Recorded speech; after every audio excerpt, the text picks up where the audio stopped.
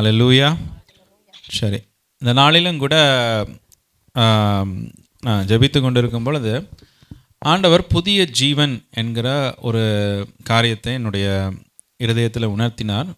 புது வாழ்வு இல்லை புதிய ஜீவன் அப்படிங்கிற நியூ லைஃப் அப்படிங்கிறதை குறித்து ஆண்டவர் உணர்த்தினார். அந்த காரியங்களை குறித்து நாம் இந்த நாளில் கூட தியானிக்கவிருக்கிறோம்.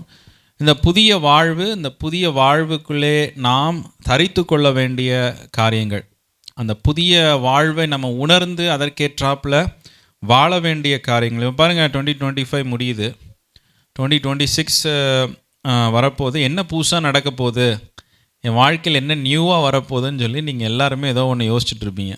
ஏதாவது நியூவாக நடக்குமா, ஏதாவது நியூவாக இருக்குமா, இல்லை இப்படி தான் இருக்குமா, 2025 மாதிரியே 2026 இருக்குமா அப்படின்னு நீங்கள் யோசிக்கிறீங்க. ஆனால் ஆண்டவர் சொல்லியிருக்கிறார், அவர் ஏற்கனவே நான் உங்களை புதிய சிருஷ்டியாய் மாட்டிட்டேன்றார். புதிய ஜீவன் இனிமேல் 2026 வரப்போதில்லை.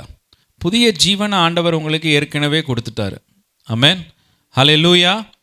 அந்த புதிய ஜீவனை ஆண்டவர் நமக்கு கொடுத்துருக்கிறார் தான் அந்த வேத புஸ்தகத்தில் நம்ம 2 கொரிந்தியர் 5:17 கூட நம்ம வாசிக்கிறோம், நானே வாசிக்கிறேன். இப்படி இருக்க ஒருவன் கிறிஸ்துவுக்குள் இருந்தால் புதிய சிருஷ்டியாக இருக்கிறான், பழையவைகள் ஒளிந்து போயின, எல்லாம் புதிதாயின என்று சொல்லி வேதம் கூறுகிறது. Amen. You have already become new because you are in Christ. நீங்கள் கிறிஸ்துவுக்குள்ளே இருக்கிறதுனால 2026 வந்தாலும் பரவாயில்ல, 2030 வந்தாலும் பரவாயில்ல, 2040 வந்தாலும் பரவாயில்ல, நீங்கள் இன்னைக்கு ஏற்கனவே கிறிஸ்துவுக்குள்ளே புதிய சிருஷ்டியாய் ஒரு புதிய ஜீவனுக்குள்ளே ஆண்டவர் உங்களை கொண்டு வந்துட்டார். ஹல்லேலூயா. ஸோ ஏதோ ஒன்று புதுசாக என் வாழ்க்கையில் ஏதோ ஒன்று ஆண்டவர் ஏற்கனவே உங்கள் வாழ்க்கையில் ஒரு பெரிய அற்புதத்தை செய்துட்டார். அது என்ன அற்புதம்? உங்களுடைய வாழ்க்கையில் ஆண்டவர் உங்களை புதிய ஜீவனை கொடுத்து ஒரு புதிய வாழ்வை கொடுத்து ஆண்டவர் வைத்திருக்கிறார். ஹல்லேலூயா. நம்ம கூட முதலாவது பாட்டு பண்ணோம், புது வாழ்வு தந்தவரே என்று சொல்லி. ஹல்லேலூயா. ஸோ பிரியமானவர்களே, இந்த புதிய ஜீவன், இந்த புதிய வாழ்க்கை ஏன் ஆண்டவர் நமக்கு கொடுக்கிறார் என்று சொல்லி பார்க்கும்போது யோவான் 10:10 நம்ம வாசிக்கிறோம், திருடன் திருடவும் கொல்லவும் அழிக்கவும் வருகிறானே அன்றி வேறொன்றுக்கும் வரான், நானோ அவைகளுக்கு ஜீவன் உண்டாயிருக்கவும் அது பரிபூரணப்படவும் வந்தேன் என்று சொல்லி ஆண்டவராகி இயேசு கிறிஸ்து இங்கே சொல்லுகிறத பார்க்கிறோம். ஹல்லேலூயா. பிசாசு நம்மளுடைய வாழ்க்கையை என்ன செய்யறதுக்காக வந்தான்? அவன் கொல்ல அழிக்க திருட வந்த ஒரு பொல்லாத பிசாசு. பாருங்க, அநேகருடைய வாழ்க்கையில் பிசாசு புகுந்ததுனால, பிசாசுக்கு இடம் கொடுத்ததுனால, பாருங்க, ஏவாளுடைய வாழ்க்கையை அவன் என்ன சொல்லி வஞ்சித்தான்? நீ ஆண்டவர் சொல்கிறபடி வாழ்கிறத காட்டணும், நான் உனக்கு சொல்கிறதபடி நீ செஞ்சின்னா உனக்கு ஒரு புதிய ஒரு டிஃப்ரெண்ட்டான ஒரு லைஃப் கிடைக்கும், ஒரு வேறு லைஃப் கிடைக்கும் உனக்கு அப்படின்னு சொல்லி ஏவாளை வஞ்சிக்கிறான். அந்த வஞ்சனையினாலே அவள் அநேக காரியங்களை அவள் வாழ்க்கையில் இழந்து போகிற ஒரு காரியமாய் சூழ்நிலையாய் காணப்படுகிறது. ஹல்லேலூயா. இந்த பிசாசு எப்போவுமே பாருங்கள், ஒரு மனிதனுடைய வாழ்க்கையில் அறிவிச்சிட்டு வரமாட்டான், நான் உன்னை கொல்ல போகிறேன், நான் உன்னை அழிக்க போகிறேன், உன் வாழ்க்கையை திருட போகிறேன் அப்படின்னு சொல்லிட்டுலாம் வரமாட்டான். எப்பவுமே ஒரு நியூ லைஃப் கொடுக்குற மாதிரி தான் அவன் வாழ்க்கையில் கடந்து வருவான். ஒரு புது ஹாப்பினஸை கொண்டு வர்ற மாதிரி தான் கடந்து வருவான். ஆனால் வேதத்தில் பார்க்குறோம், பிசாசு திருடவும் கொல்லவும் அழிக்கவும் தான் வருகிறான் என்று சொல்லி வேதம் கூறுகிறது. ஹல்லேலூயா. அதற்கப்புறமாய் அவருடைய அந்த முதல்ல உள்ள நுழைஞ்சு அதற்கப்புறமா அவருடைய வாழ்க்கையில் இருக்கிற சந்தோஷத்தை திருடி, சமாதானத்தை திருடி, உறவுகளை திருடி, அந்த மனிதனை தனிமைப்படுத்தி அவனுக்குள்ளே ஒரு அநேக பயங்கள், கவலைகள், பலவீனங்கள், இப்படியான காரியங்கள் அடுத்தடுத்து கொண்டு வந்து ஒரு அடிமைத்தனத்திலே அவர்களை வைத்து அவருடைய வாழ்க்கையை முடிக்க அவன் முயற்சி செய்கிறான். ஹல்லேலூயா. பாருங்கள், ஒரு சின்ன ஒரு கேப்பு தான், சின்ன ஒரு காரியம் தான் இடம் கொடுக்கும் போது அவன் திருடி கொன்று அழித்து நம்முடைய வாழ்க்கையை எல்லாவற்றையும் சிதைத்து போடுகிற காரியம். ஆனால் ஆண்டவராகிய இயேசு கிறிஸ்து சொல்லுகிறார், எதற்கு வந்தேன் என்று சொல்லுகிறார். வாசிங்க அந்த வசனத்தை, யோவான் 10:10 வாசிங்க. கொல்லவும் அழிக்கவும் வருகிறானே அன்றி வேறொன்றுக்கும் வரான், நானும் அவைகளுக்கு ஜீவன் உண்டாயிருக்கவும் அது பரிபூர்ணப்படவும் வந்தேன். ஆமென், ஹல்லேலூயா. இந்த காலை வேளையில் ஆண்டவர் உங்களை ஏதோ ஒரு அந்த பிரச்சனையிலேருந்து வெளியே கொண்டு வர்றது ஆண்டவருக்கு பெரிய விஷயம் இல்லை. அது நமக்கு ஒரு பெரிய விஷயம் இல்லை அவருக்கு. ஆனால் அவருடைய பார்வையில் அவர் என்ன செய்ய விரும்புகிறாரு? உங்களுக்கு ஒரு புதிய வாழ்க்கையை, ஒரு புதிய ஜீவனை உங்களுக்கு கொடுக்கணும் தான் ஆண்டவர் விரும்புகிறார். ஆமென். ஒரு பிரச்சனையிலேருந்து கொண்டு வந்துடலாம் பாருங்கள். ஒரு பிசாசு பிடித்த ஒரு மனிதனுடைய வாழ்க்கையில் ஆண்டவராக இயேசு கிறிஸ்து சொல்கிறாங்க, அவனுக்குள்ளே இருக்கிற பிசாசை விரட்டிடலாம், இயேசுவின் நாமத்தினால விரட்டிடலாம். ஆனால் அதற்கு அப்புறமா அந்த பிசாசு என்ன பண்ணுது? அவனை காட்டிலும் ஏழு பிசாசுகள், அவனை காட்டிலும் அதிக அசுத்தமான 7 பிசாசுகளை கூட்டி கொண்டு வந்து அவன் அந்த காலியாக இருக்கிற இடத்துல உள்ள நுழைய பார்க்குறான். ஆமென். அல்லேலூயா. ஸோ பார்க்கும் பொழுது ஆண்டவராகிய இயேசு கிறிஸ்து நம்முடைய வாழ்க்கையை அப்படியே ஒரு பிரச்சனையிலேருந்து விடுவிக்கிறது மாத்திரமில்லை, அவருடைய பார்வையில் நம்முடைய வாழ்க்கையை புதிதாக்க வேண்டும் என்று சொல்லி விரும்புகிறார். அல்லேலூயா. பழைய சுபாவங்கள், பழைய எண்ணங்கள், பழைய விதமான காரியங்களை ஆண்டவர் எடுத்து போட்டு எல்லாவற்றையும் ஆண்டவர் என்ன பண்ணணும்னு நினைக்கிறாரு? புதிதாக்கணும் தான் ஆண்டவருடைய விருப்பமாய் காணப்படுகிறது. அல்லேலூயா. யோவான் 5:24 இப்படியாக சொல்லுகிறது, வாசிங்க. யோவான் 5:24 எப்படி இந்த புதிய ஜீவனுக்குள்ளே நான் நுழைகிறது என்று சொல்லி, வசனத்தை அனுப்பி என் வசனத்தை கேட்டு என்னை அனுப்பினவரை விசுவாசிக்கிறவனுக்கு நித்திய ஜீவன் உண்டு. அவன் ஆக்கினை தீர்ப்புக்குட்படாமல் மரணத்தை விட்டு நீங்கி ஜீவனுக்குட்பட்டிருக்கிறான் என்று மெய்யாகவே மெய்யாகவே உங்களுக்கு சொல்லுகிறேன். ஆமென். ஹல்லேலூயா. ஒரு மனிதன் எப்படி ஒரு மரணம், பாவத்தின் சம்பளம் மரணம், பிசாசு மரணத்திற்கு நேராய் ஒரு மனிதனை எடுத்து செல்லுகிறான். ஆனால் ஆண்டவர் அந்த ஜீவனை எப்படி அவனுக்குள்ளே கொண்டு வருகிறார் என்று சொல்லி வேதம் கூறுகிறது, என் வசனத்தை கேட்டு என்னை அனுப்பினவரை விசுவாசிக்கிறவனுக்கு நித்திய ஜீவன் உண்டு. அவன் ஆக்கினை தீர்ப்புக்கு உட்படாமல் மரணத்தை விட்டு நீங்கி ஜீவனுக்கு உட்படுத்துகிறான் என்று மெய்யாகவே மெய்யாகவே உங்களுக்கு சொல்லுகிறேன் என்று சொல்லுகிறார். ஹல்லேலூயா. அப்போ அந்த வார்த்தைகளை கேட்டு நாம் விசுவாசித்து அவரை ஏற்றுக்கொள்ளும் பொழுது தான் நமக்குள்ள என்ன வருகிறது? புதிய ஜீவன் வருகிறது. ஆமென். புதிய ஒரு என்ன சொல்கிறது, ஒரு பிசாசின் அடிமைத்தனத்திலிருந்து ஆண்டவர் நம்மளை எடுத்துகிட்டு போய் எங்கே ஒரு தேவனுடைய குமாரனுடைய ராஜ்யத்திலே ஆண்டவர் நம்மளை கொண்டு போய் விடுகிறார். ஏன் தெரியுமா? நம்மளால், நம்மளுடைய சுய பலத்தினால் அதை செய்ய முடியாது. நீங்கள் எவ்வளவு முயற்சி பண்ணினாலும் அந்த காரியத்தை, புதிய ஜீவனை உங்கள் வாழ்க்கையில் கொண்டு வர முடியாது. அந்த புதிய வாழ்க்கையை உங்களுடைய வாழ்க்கையில் கொண்டு வர முடியாது. ஏன்னா நம்ம பிசாசினுடைய அடிமைத்தனத்தில் இருக்கிறதுனால நம்மளால் எதிர்க்க முடியாது, நம்மளால் அவனை தோற்கடிக்க முடியாது. ஆனால் ஆண்டவராகிய இயேசு கிறிஸ்து சிலுவையில் பிசாசை என்ன பண்ணியிருக்கிறாரு? வெற்றி சிறந்திருக்கிறார் என்று சொல்லி வேதம் கூறுகிறது. ஹல்லேலூயா.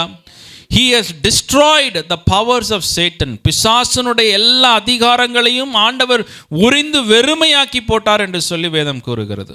ஹல்லேலூயா. அதனால தான் அவர் இந்த பூமிக்கு கடந்து வந்தார். ஏன்னா உங்களால் புதிய வாழ்க்கையை பெற்றுக்கொள்ள முடியாது. வஞ்சிக்கப்பட்ட உங்களால், அடிமைத்தனத்தில் இருக்கிற உங்களால் அந்த பிரச்சனையிலிருந்து வெளியே வர முடியாது. அதனால தான் ஆண்டவராகிய இயேசு கிறிஸ்து இந்த பூமிக்கு கடந்து வருகிறார். ஆமென். உங்களுக்கு அந்த புதிய ஜீவனை வேற ஒரு மனிதனாலும் கொடுக்க முடியாது. உங்கள் சுய பலத்தினால நீங்கள் பெற்றுக்கொள்ள முடியாது. உங்கள் சுய ஞானத்தினால பெற்றுக்கொள்ள முடியாது. எவ்வளவு பணத்தை கொடுத்தாலும் பெற்றுக்கொள்ள முடியாது. அதனால் இயேசு இந்த பூமிக்கு கடந்து வந்து மனிதனை அவர் விடுவிக்கிற தேவனாய் இருக்கிறார். ஹல்லேலூயா. ஹல்லேலூயா. ஸோ பிரியமானவர்களே, ஒருவன் கிறிஸ்துவுக்குள்ளே வந்தால் அவன் புதிய சிருஷ்டியாக இருக்கிறான். அவனோட பழையது எல்லாம் ஒளிந்து போயின என்று சொல்லி, எல்லாம் புதிதாகின என்று சொல்லி ஆண்டவர் சொல்லுகிறார். எவ்வளோ ஒரு சந்தோஷம் நமக்கு. ஆமென். நம்முடைய பழைய காரியங்கள், பழைய கவலைகள், பழைய துக்கங்கள், அவைகள் எல்லாவற்றையும் ஆண்டவர் எல்லாவற்றையும் அதை தள்ளிவிட்டு நம்முடைய வாழ்க்கையில் எல்லாவற்றையும் புதிதாய் மாற்றுகிற ஒரு நாள் ஒன்று இருக்குது. அது எப்பொழுது? கிறிஸ்துவுக்குள்ளே ஒரு மனிதன் வரும்பொழுது அதை செய்கிறவராக இருக்கிறார். ஹல்லேலூயா. எசேக்கியேல் தீர்க்கதரிசியின் புஸ்தகத்தில் 36வது அதிகாரத்தில் 26, 27 வாசிங்கள். எசேக்கியேல் தீர்க்கதரிசி 36, 26, 27. ஆமென். உங்களுக்கு நலமான இருதயத்தை கொடுத்து உங்கள் உள்ளத்திலே புதிதான ஆவியை கட்டளையிட்டு கல்லான இருதயத்தை உங்கள் மாம்சத்திலிருந்து எடுத்து போட்டு சதையான இருதயத்தை உங்களுக்கு கொடுப்பேன். உங்கள் உள்ளத்திலே என் ஆவியை வைத்து உங்களை என் கட்டளைகளில் நடக்கவும் என் நியாயங்களை கைக்கொள்ளவும் அவைகளின்படி செய்யவும் பண்ணுவேன். ஆமென். ஆமென். ஹல்லேலூயா. இதுதாங்க ஃபவுண்டேஷன். இதுதான் ஒரு விதை. ஆண்டவர் நம்முடைய வாழ்க்கையில ஒரு புதிய ஜீவனுக்கான ஒரு விதையை ஆண்டவர் நமக்குள்ளே வைக்கிறார்.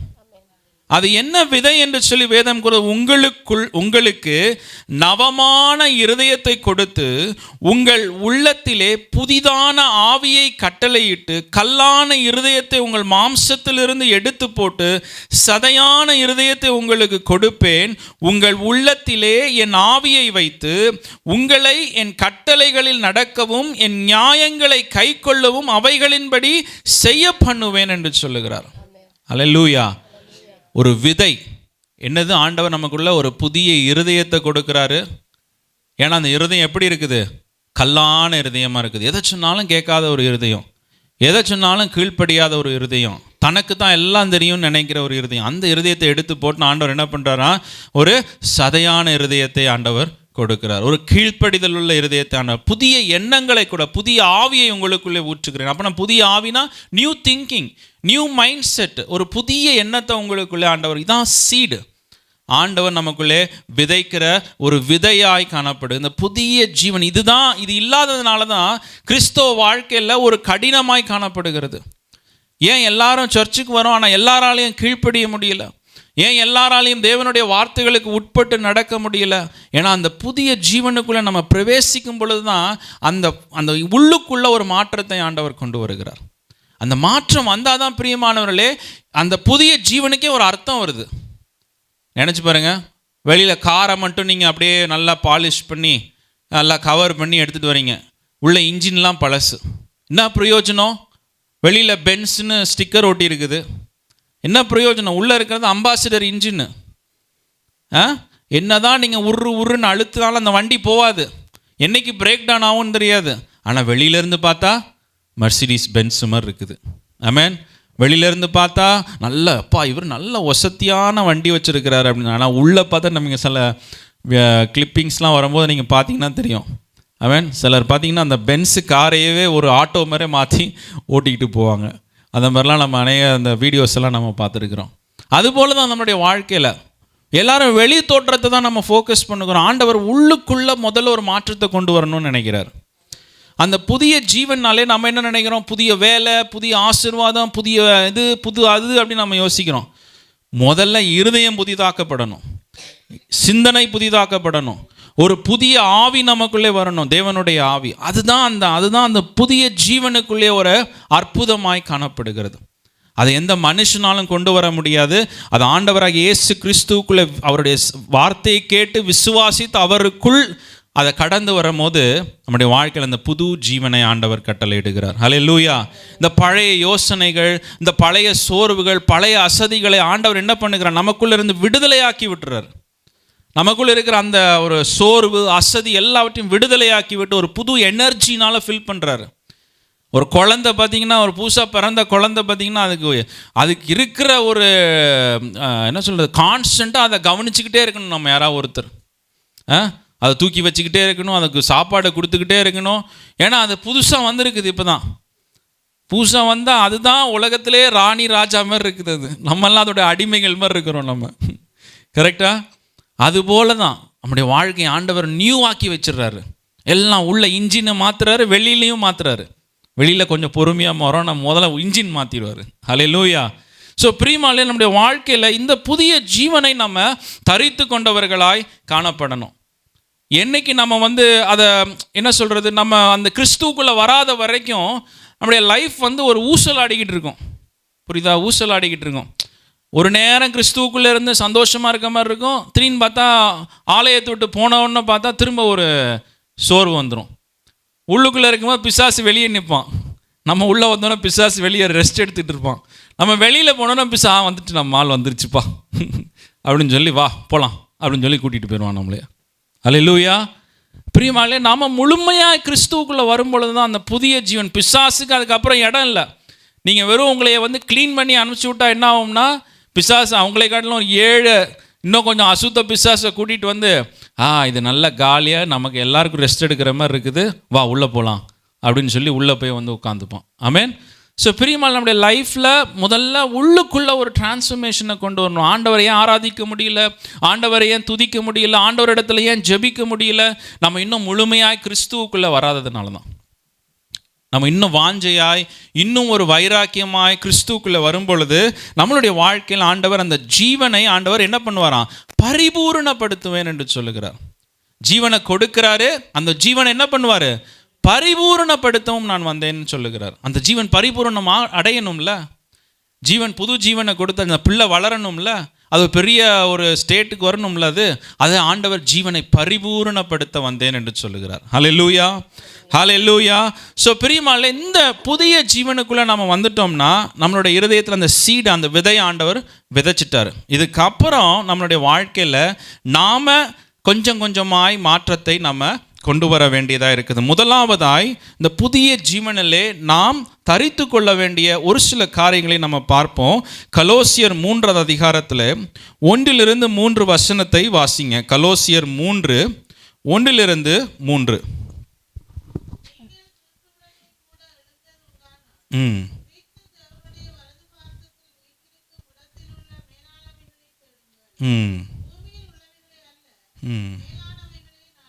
ஆமென்,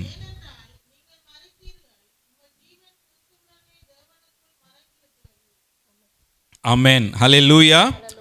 இந்த பாருங்க, இந்த புதிய ஜீவனுக்குள்ள காரியத்தை குறித்து இந்த வேத வசனம் கூறுகிறது. நல்லா கவனிங்க. நீங்கள் கிறிஸ்துவுடன் கூட எழுந்தது உண்டானால், அப்போ என்ன அர்த்தம்? கிறிஸ்துவுடன் கூட எழுந்தது உண்டானால் அவருடைய சாயலில், உயிர்த்தெழுதலின் சாயலில் இணைக்கப்பட்டவர்களாக இருந்தீங்கன்னா. எப்பொழுது நம்ம இணைக்கப்படுகிறோம்? ஞானஸ்தானத்தின் மூலியமாய் உயிர்த்தெழுதலின் சாயலிலே நாம் அவரோடு கூட இணைக்கப்படும். அதை தான் இங்கே பவுல் சொல்லுகிறாரு. நீங்கள் கிறிஸ்துவுடனே கூட எழுந்தது உண்டானால் கிறிஸ்து தேவனுடைய வலது பாரசத்தில் வீற்றிருக்கும் இடத்தில் உள்ள மேலானவைகளை தேடுங்கள், பூமியில் உள்ளவைகளை அல்ல, மேலானவைகளை தேடுங்கள். ஏனென்றால் நீங்கள் மரித்தீர்கள், உங்கள் ஜீவன் கிறிஸ்துவுடனே தேவனுக்கு மறைந்திருக்கிறது என்று சொல்லி வேதம் கூறுகிறது. ஹல்லேலூயா. ஸோ நம்மளுடைய இருதயமும் மேலான காரியங்களை தேடணும், நம்மளுடைய சிந்தனைகளும் மேலான காரியங்களை தேட வேண்டும். ஹல்லேலூயா. மேலான காரியங்கள். நம்மளுடைய இருதயம் சில நேரத்தில் சிலருக்கு பார்த்தீங்கன்னா இருதயம் ஒரு பக்கம் இருக்கும், ஆனால் சிந்தனை எல்லாம் இந்த காரியத்தில், ஆண்டவருடைய ஆலயத்திலே ஆண்டவருடைய காரியத்தில் இருக்கும். சிலருக்கு பார்த்தோன்னா இருதயம் ஆண்டவருடைய காரியத்தில் இருக்கும், ஆனால் சிந்தனை எல்லாம் வெளியே இருக்கும். இங்கே தான் உட்காந்துருப்பாங்க, ஆனால் சிந்தனைலாம் எங்கே இருக்கும்? வெளியில் இருக்கும். சிலர் வெளியில் இருப்பாங்க, ஆனால் இருதயம் உள்ளே இருக்கும். ஹல்லேலூயா. அதுவும் பிரயோஜனம் இல்லை, இதுவும் பிரயோஜனம் இல்லை. வெளியில் உங்களுக்கு யோசனை இருந்து என்ன பிரயோஜனம்? சிந்தை இங்கேருந்து என்ன பிரயோஜனம்? உங்களுக்கு ஆலயத்தில் நீங்கள் இல்லையே. ஹல்லேலூயா. ஸோ பிரியமான நம்முடைய வாழ்க்கையில் நம்மளுடைய இருதயம் எங்கே இருக்குதோ அதை தான் நம்மளுடைய வாயும் அதனால் அந்த நிறைவினால் பேசும் என்று சொல்லி ஆண்டவர் சொல்லுகிறார். ஹல்லேலூயா.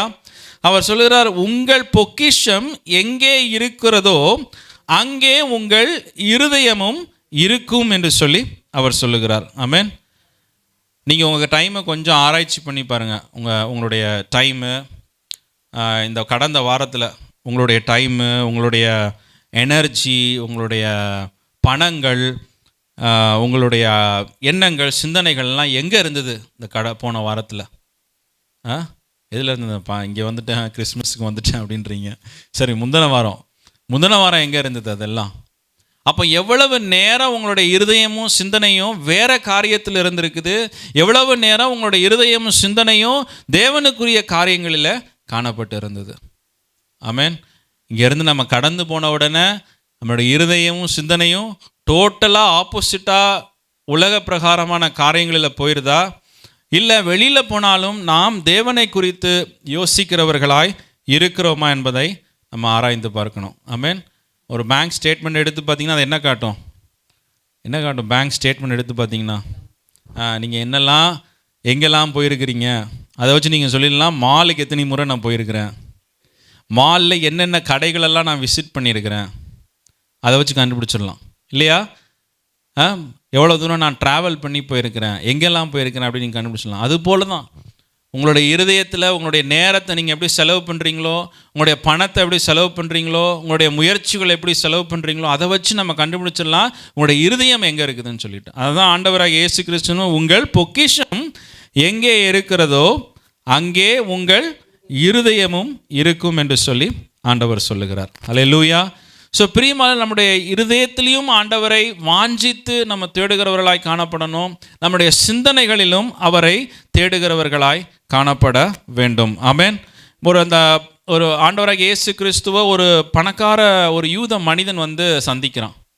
கரெக்டாக அவன் சந்திக்கும் போது அவன் ஆண்டவர் இந்த கட்டளையை கீழ்ப்படிஞ்சு இந்த கட்டளையை கீழ்ப்படிஞ்சான்னு கேட்கும் போது அவன் என்ன சொல்கிறான், எல்லா கட்டளையும் நான் என்ன பண்ணியிருக்கிறேன், எல்லாத்தையும் சின்ன வயசுலேருந்தே நான் கீழ்ப்படிஞ்சிருக்கிறேன் அப்படின்றான். அப்போ ஆண்டவர் சொல்கிறாரு, உன்னுடைய எல்லாவற்றையும் விற்று நீ ஏழைகளுக்கு கொடுத்து என்னை பின்பற்றி வான்றாரு.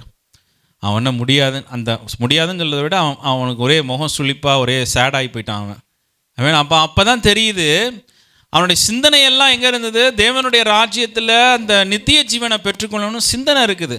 ஆனால் இருதயம் எங்கே இருக்குது, பொக்கிஷத்தில். அந்த பணத்தை எப்படி சம்பாதிக்கிறது, அந்த பணத்தை எப்படி சேர்த்து வைக்கிறது, அந்த பணத்தை வச்சு என்ன பண்ணுறது, அந்த பணத்தெல்லாம் விட்டுட்டு நான் எப்படி வர்றது. சிலருடைய இருதயம் அப்படி தான் இருக்கும். நான் எப்படி அந்த பணத்தை விட்டுட்டு வர்றது, நான் எப்படி அந்த எக்ஸ்ட்ரா கிடைக்கிற காரியத்தை விட்டுட்டு வர்றது, எப்படி அந்த ஒரு நாளை நான் விட்டுட்டு வர்றது. ஆனால் சிந்தனை ஆலயத்துக்கு வரணும்னு இருக்குது, ஆனால் இருதயம் ஒத்துக்கொள்ள மாட்டுது. அதுதான் இங்கே பவுல் சொல்லுகிறார், நம்ம மேலானவைகளை நாடனும் தேட வேண்டும் என்று சொல்லி பவுல் சொல்லுகிறார். ஹல்லேலூயா. பிலிப்பியர் 2வது அதிகாரத்தில் 13வது வசனத்தை வாசிங்கள். பிலிப்பியர் 2:13.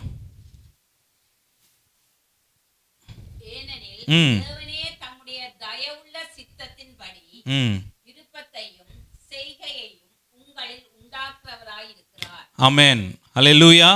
கர்த்தர் தான் அந்த வாஞ்சையும் கொடுக்கிறாரா, கர்த்தர் தான் அதை செய்யக்கூடிய பலத்தையும் அவர் கொடுக்கிறவராயிருக்கிறார். பாருங்க, தாவீது அவனுக்கு தேவனுடைய ஆலயத்தை கட்டணும்னு இருதயத்தில் என்ன ஏற்பட்டுருச்சு, ஒரு வாஞ்சை வந்துருச்சு. கரெக்டா? he really wanted to do something. தேவனுடைய ராஜ்யத்தை கட்டணும், தேவனுடைய ஆலயத்தை கட்டணும். அதற்கு அவனுக்கு ஒரு வாஞ்சை வந்துருச்சு. ஆனால் ஆண்டவர் என்ன சொல்கிறாரு, நீ அதை செய்யக்கூடாது, உன் மகன் அதை செய்வான் என்று சொல்லுகிறார். ஆனால் அதற்குரிய அந்த வார்த்தையை கேட்டு அதற்குரிய திட்டமிடுதலை அவன் செய்கிறவனாய் காணப்பட்டான். ஆமென். ஹல்லேலூயா. சில நேரத்தில் அந்த வாஞ்சை இருக்கும், சில நேரத்தில் நம்ம அந்த ஆண்டவருடைய திட்டத்தோடு கூட அலைன் பண்ணி ஆண்டவருக்கு பிரியமானது என்னதுன்னு பார்த்து நம்ம செய்யணும். உடன்படிக்கை பெட்டி எடுத்துகிட்டு வரும்போது என்னாச்சு, அவருக்கு வாஞ்ச அந்த உடன்படிக்கை பெட்டி எடுத்துகிட்டு வரணும் எருசலேமுக்குள்ளேங்கிறது வாஞ்ச. ஆனால் செய்த விதம் ஆண்டவருக்கு பிரியமில்லாததாய் காணப்பட்டது. அது அப்புறம் அவர் இந்த வாஞ்சையையும் ஆண்டவருடைய வார்த்தையின்படி அந்த காரியத்தை எடுத்து செய்யும் பொழுது அதை சக்ஸஸ் ஆய் ஆண்டவர் முடிய பண்ணினார். ஹல்லேலூயா. ஸோ அதுபோல் நம்மளுடைய வாழ்க்கையில் ஆண்டவர் என்ன சொல்லுகிறார், நீ மேலானவைகள் உன் இருதயத்திலும் தேடணும், உன்னுடைய சிந்தனைகளிலும் அதை நீ தேட வேண்டும் என்று சொல்ல. அப்போ என்ன, அது ஒரு இருதயம் தான் நமக்கு இமோஷன். ஒரு அன்புனாலும் கோபம்னாலும் எதுனாலும் நம்மளுடைய இருதயத்தில் இருந்தால் வெளிப்படும். மைண்ட் என்ன பண்ணும், எப்போவுமே கால்குலேட் பண்ணும். வேறு மைண்ட் உடனே இருதயத்தில் வெக்கேஷன் போகணுன்னு ஆசை இருக்கும். மைண்ட் என்ன பண்ணும், கட்டுப்படி ஆகுமா, இவ்வளோ செலவாகுமே, டிக்கெட் மட்டுமே $6000 ஆகுமே, போக முடியுமா குடும்பமாக, அது எப்போ போகலாம், அது எப்படி செய்யலாம், நமக்கு ரொம்ப அஃபெக்ட் ஆகாதபடிக்கு எப்படி செய்யலாம், இப்படிலாம் அந்த மைண்ட் யோசிக்கும். ஆனால் அந்த இருதயத்தில் தான் அந்த வெக்கேஷன் போகணுங்கிற வாஞ்சை ஏற்படுது. ஹல்லேலூயா. அதுதான் அந்த இருதயமும் ஒன்றாக இருக்கணும், அந்த எண்ணங்களும் சிந்தனைகளும் ஆண்டவரை தேடுகிறவைகளாய் காணப்பட வேண்டும். ஹல்லேலூயா. ஸோ ஒரு சில காரியங்களை நம்ம பார்ப்போம். அந்த மேலான காரியத்தை எப்படி நாம் தேட வேண்டும், அதை எப்படி நாம் தரித்து கொள்ள வேண்டும் என்று சொல்லி முதலாவது பார்க்கும் பொழுது 1 பேதுரு 2வது அதிகாரத்தில் 3வது வசனத்தை வாசியுங்கள். 1 பேதுரு 2:3. நீங்கள் வளரும்படி புதிதாய் பிறந்த குழந்தைகளைப் போல திருவசனமாகிய களங்கமில்லாத ஞானப்பாலின் மேல் வாஞ்சையாயிருங்கள். ஆமென். ஹல்லேலூயா. முதலாவது நம்ம எதில் வாஞ்சையாக இருக்கணுமா, மேலான காரியத்தில். என்னது அந்த மேலான காரியம், திருவசனத்தில் நம்ம வாஞ்சையாய் காணப்பட வேண்டும். ஹல்லேலூயா. பாருங்க, அது ஒரு நம்ம வாழ்க்கையில் புதிய ஜீவனுக்குள்ளே போகும்போது இந்த வாஞ்சையை கர்த்தர் நமக்குள்ளே கொண்டு வருகிறார். வேதத்தை வாசிக்கணும், வேதத்தை நான் படிக்கணும், நான் கொஞ்சம் தியானிக்கணும் அப்படிங்கிற ஒரு எண்ணத்தை சிந்தனையை ஆண்டவர் நமக்குள்ளே அந்த வாஞ்சையாய் நமக்குள்ளே அவர் ஊற்றுகிறவராய் இருக்கிறார். அவரே உங்கள்கிட்ட புக்கை எடுத்துகிட்டு அவரே பேஜெல்லாம் திறந்து ஐயோ வாசிமா அப்படின்னு சொல்ல மாட்டார் அவர். அப்பா நீ வாசின்னு சொல்லி அவரே புக்கை தூக்கிட்டு வர்றது மாதிரியும் நீங்கள் கனவு காண்டுக்கிட்டு அவரே வந்து புக்கை திறக்கிற மாதிரி அவரே திறப்பாராம். கரெக்டாக ஒரு பகுதியில் திறந்து வைப்பாராம், காற்றடிச்சு திறக்கும். அந்த பகுதியில் வச்சுனா தீர்க்க தரிசன வசனமாக நமக்கு முடிஞ்சிடும். நம்ம அன்னைக்கு அல்லேலூயா அப்படியே கண்ணை மூடிக்கிட்டு ஒரு இடத்துல விரல வைப்போமா, டக்குன்னு அது தீர்க்க தரிசன வசனமாய் மாறி இவ்வளோ ஒரு கிஃப்ட்டு, தீர்க்க தரிசன கிஃப்ட் இருந்ததுன்னா என்ன ஆகும் நம்ம நிலைமைன்னு யோசிச்சு பாருங்கள். இதையா வேதத்தில் தீர்க்க தரிசனம் கிஃப்டாக சொல்லப்பட்டிருக்குது. அல்லேலூயா. ஆனால் இப்படியும் சிலர் செய்கிறாங்க. அவங்களுக்குள்ளே இருக்கிற விசுவாசம், ஆண்டவர் அதையும் கனம் பண்ணுகிறவராயும் இருக்கிறாரு. பட் நம்ம பார்க்கும் பொழுது வேத வசனத்தை நம்ம என்ன பண்ணணும், ஒரு புதிதாய் பிறந்த குழந்தையை போல் நான் புதிய ஜீவனுக்குள்ளே வந்த உடனே இந்த எண்ணங்கள் சிந்தனைகள் நமக்குள்ளே வெளிப்படும். நாம் உடனே அதை எடுத்து வாசிக்கிறவர்களாய் காணப்பட வேண்டும். அல்லேலூயா. எடுத்த உடனே பிள்ளைக்கு வந்து ட்ரிக்னாமெட்ரியும் கால்குலேஷன் சொல்லித்தர முடியாது. அதுக்கு முதல்ல பேசிக்காக ஒரு டிவிஷன், சப்ட்ராக்ஷன், மல்டிப்ளிகேஷன் அப்படி சொல்லிட்டு போய் அப்புறம் ஃப்ராக்ஷன், அப்புறம் அந்த ஈக்குவேஷன், அல்ஜிப்ரா இப்படி போய் அப்புறம் கால்குலஸ் அப்படிலாம் போகுது. ஆனால் எடுத்த உடனே நான் கால்குலஸ் பண்ணணும், எடுத்த உடனே நான் அல்ஜிப்ரா பண்ணணும் அப்படின்னா பண்ண முடியுமா? முடியாது. அல்லேலூயா. ஸோ அந்த கொஞ்சம் கொஞ்சமாய் அந்த வாஞ்சையை நாம் என்ன பண்ணணும், அதை வளர்த்து கொள்ளுகிறவர்களாய் காணப்பட வேண்டும். அது அந்த வார்த்தை, அந்த கலங்கமில்லாத அந்த திருவசனமாகிய கலங்கமில்லாத ஞானப்பாலின் மேல் வாஞ்சையாக இருக்கிறவர்களாய் காணப்படும். இது வாஞ்சை. இப்போ இந்த வாஞ்சை வந்ததற்கு அப்புறமாய் அதை நம்ம மைண்டில் அதை எப்படி அதை ப்ராக்டிஸ் பண்ணணும்னு நம்ம பார்க்கணும். அதுக்கு சங்கீதம் 1:1-2 வசனத்தை வாசிங்கள். சங்கீதம் 1:1-2 வசனம். துன்மார்க்கருடைய ஆலோசனையில் நடவாமலும் பாவிகளுடைய வழியில் நில்லாமலும் பரியாசக்காரர் உட்காரும் இடத்தில் உட்காராமலும் கர்த்தருடைய வேதத்தில் பிரியமாயிருந்து இரவும் பகலும் அவனுடைய வேதத்தில் தியானமாயிருக்கிற மனுஷன் பாக்கியவான். ஆமென், ஆமென். இப்போ இந்த வாஞ்சையை எப்படி நிறைவேற்றுகிறது என்று சொல்லி பார்க்கும்போது இங்கே வசனம் கூறுகிறது, துன்மார்க்கர்களுடைய ஆலோசனையில் நடவாமலும் பாவிகளுடைய வழியில் நில்லாமலும் பரிகாசக்காரர் உட்காரும் இடத்தில் உட்காராமலும். அப்போ நமக்குள்ள என்னது தோணுது, நாம் நேரத்தை வீணடிக்கிற காரியங்களிலிருந்து நாம் விலகி கர்த்தருடைய வார்த்தையின் மேல், வேதத்தின் மேல் பிரியமாக இருந்தால் தான் வாஞ்சை. அந்த வாஞ்சை அவர் சொல்ல, இரவும் பகலும் அவருடைய வேதத்தில் தியானமாக இருக்கிற மனுஷன் பாக்கியவான். அல்லேலூயா. இதுதான் பிரியமானே நம்மளுடைய இருதயத்தில் தேடுகிறது, சிந்தனையிலும் அதை தேடுகிறது. அதை எப்படி நிறைவேற்றலாம், எப்படி அதை ப்ராக்டிஸ் பண்ணலாம் அப்படின்னு பார்க்கும் பொழுது தேவையில்லாத நேரம், தேவையில்லாத ஆட்கள், தேவையில்லாத சம்பாஷணைகள், தேவையில்லாத காட்சிகள், இவைகளை விலக்கிட்டு நாம் ப்ராக்டிஸ் பண்ணால் தான் அந்த வாஞ்சை ஒரு ஒரு ஒரு பிளானாக நம்ம வாழ்க்கையில் வெளிப்படும். அல்லேலூயா. இப்போ உங்களுக்கு ஒரு எண்ணம் இருக்குது போகணுன்னு, ஆனால் நான் எதுவுமே செய்ய மாட்டேன். எனக்கு இங்கேருந்து வந்து வர்ஜீனியா போகணுன்னு ஆசையாக, கனடா போகணுன்னு ஆசையாக இருக்குது, ஆனால் நான் வந்து ஜிபிஎஸ்ஸை பார்க்கவே மாட்டேன். நான் வந்து கனடாவுக்கு போகணுன்னு வாஞ்சம் மட்டும் இருக்குது, ஆனால் ஜிபிஎஸ்ஸை பார்க்க மாட்டேன். பிரியமானே, அது எங்கே போய் முடியும்? அந்த நிலைமை போய் சேருவீங்களா? டெஸ்டினேஷனுக்கு போக வேண்டிய இடத்துக்கு நீங்கள் போவீங்களா? போக முடியாது.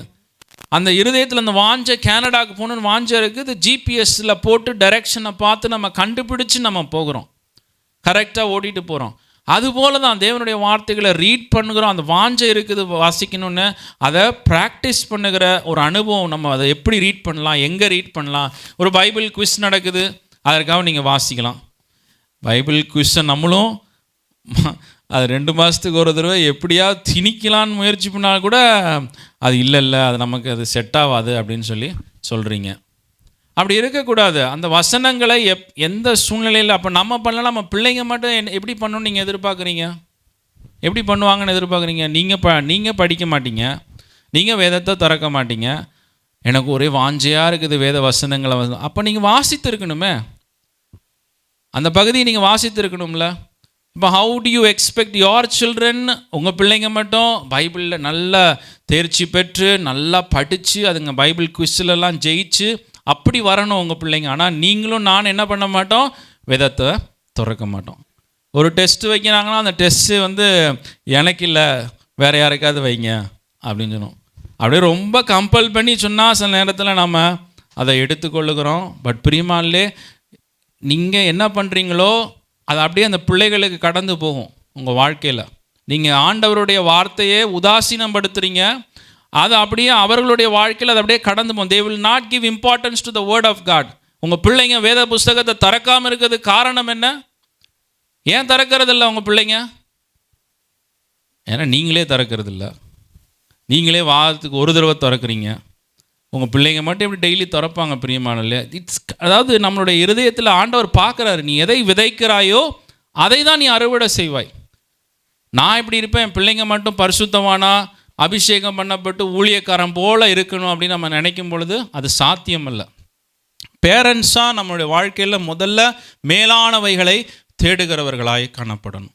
இன்னையிலேருந்து ப்ராக்டிஸ் பண்ணுங்கள், வசனத்தை எடுங்க, வாசிங்க. உங்கள் பிள்ளைங்க, நீங்கள் அந்த பிள்ளைங்க பார்க்குறாங்களோ பார்க்கலையோ, ஆண்டவர் அவர்களுக்குள்ளே ஒரு வாஞ்சையை அவர் கொண்டு வருவார். அல்லேலூயா. எத்தனை பேர் விசுவாசிக்கிறீங்க? ஒரு ஆமேன்னு சொல்லுங்களேன். உண்மையாக நான் சொல்கிறேன், சத்தியமாக நான் சொல்கிறேன். உங்கள் பிள்ளைங்க நீங்கள் என் பிள்ளைங்க திறந்து நான் படிக்கிறத பார்த்தா தான் என் பிள்ளைங்க படிவான். அந்த வேதம் அப்படியே கொடுக்குறது. பிலிப்பியர் 2:13 ஆண்டவர், ஏனெனில் தேவனே தம்முடைய தயவுள்ள சித்தத்தின்படி விருப்பத்தையும் செய்கையையும் உங்களில் உண்டாக்குகிறவராயிருக்கிறார் என்று சொல்லி வசனம் கூறுகிறது. யார்? நீங்கள் தான் உருவாக்குறீங்கன்னு வேதம் கூறுதா? நீங்கள் தான் உங்கள் அப்பானால தான் அந்த பிள்ளைக்குள்ள அந்த வாஞ்சை வந்ததுன்னு வேதம் கூறுகிறதா? இல்லையே. வேதம் என்ன? ஏனெனில் தேவனே தம்முடைய தயவுள்ள சித்தத்தின்படி விருப்பத்தையும் செய்கையையும் உங்களில் உண்டாக்குறவராயிருக்கிறார். இந்த வசனத்தை புரிந்து கொள்ளுங்க. அந்த தேவ சித்தத்தை, தேவனுடைய வாஞ்சையை அந்த பிள்ளைகளுக்குள்ளே ஆண்டவரே கொண்டு வருவாராம். அல்லேலூயா. ஆனால் நம்ம முதல்ல என்ன பண்ணணும்? அந்த வார்த்தைகளை வாசிக்கிறவர்களாய் காணப்பட வேண்டும். அல்லேலூயா. இந்த புதிய வருஷத்துலேயே அந்த பைபிள் குவிஸ்லாம் வைக்கும்போது நீங்கள் தயவு செய்து அதில் பங்கு கொள்ளணும். வாஞ்சையாய் அதில் பங்கு கொள்ளணும். அதை உதாசீனப்படுத்தக்கூடாது. அது நம்முடைய பரவல். இது என்ன டெஸ்ட்டு, 50 கொஸ்டின், 10 கொஸ்டின், 40 கொஸ்டின், இதெல்லாம் சின்ன பிள்ளையில் எழுதுனது, இதை போய் திரும்ப திரும்ப என்கிட்ட கேட்டுக்கிட்டு கிடக்காங்க அப்படி நினைக்காம படிங்க, வாசிங்க, அதை எழுதுங்க. ஆண்டவர் அதை கனம் பண்ணுகிறவர்களை, என்னை கனம் பண்ணுகிறவர்களை நான் கனம் பண்ணுவேன் என்று சொல்லியிருக்கிறார். என்னை கனம், என் வார்த்தைகளை கனம் பண்ணுகிறவர்களை நான் கனம் பண்ணுவேன் என்று சொல்லி, அது எந்த ரூபத்தில் இருந்தாலும் பரவாயில்ல, அது எந்த ஷேப்பில் வந்தாலும் பரவாயில்ல. If you honour God, God will honour you. If you honour God's word, God will honour you. உங்களை கனம் பண்ணுவார், உங்கள் பிள்ளைகளை கனம் பண்ணுவார், உங்களோட வேலைகளை ஆண்டவர் கனம் பண்ணுகிறவராக இருக்கிறார். Amen. If you reject God's word, அவர் என்ன சார்? நீ என் வார்த்தைகளை மறந்தாய், நான் உன் பிள்ளைகளை. யார் பிரச்சனை? அது யாருடைய மிஸ்டேக்? அது யாருடைய மிஸ்டேக்கு? பிள்ளைகள் தேவனால் மறக்கப்பட்டதற்கு மிஸ்டேக், ரீசன் என்ன? பேரண்ட்ஸ். நீ என் வார்த்தைகளை மறந்தாய், நான் உன் பிள்ளைகளை மறந்தேன். இனிமேல் மறக்காதீங்க பிரியமானவர்களே.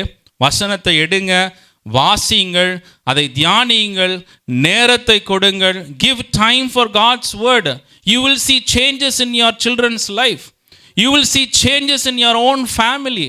உங்களுடைய வாழ்க்கையை ஆண்டவர் பாதுகாக்கிறவராக இருக்கிறார். இந்த காலை வேளை அத்தான் ஆண்டவர் சொல்கிறார், நீ புதிய ஜீவனுக்குள்ளே வந்துட்ட, இன்னும் பழைய மாதிரியே இருக்கிறிய. நீ பழசில் தான் நீ என்ன பண்ணலை? வேதத்தை நீ வாசிக்கலை. கரெக்டா? முந்தின வாழ்க்கையில் நீ என்ன பண்ணின?